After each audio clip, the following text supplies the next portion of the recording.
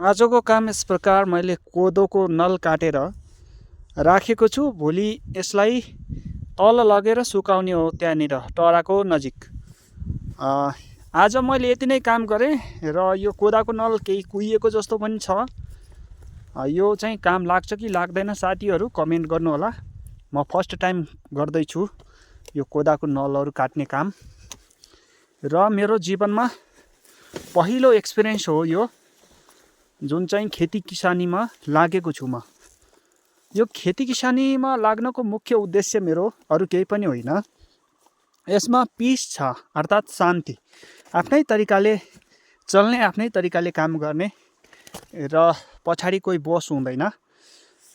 त्यस कारणले पनि मैले यो रोजेँ र अहिले नेपालमा धेरै सम्भावना छ खेती किसानीमा, जुन चाहिँ पौराणिक तरिकाको खेती किसानी होइन कि आधुनिक तरिकाको। अब यति नै छ काट्ने, हेर्नुहोस्।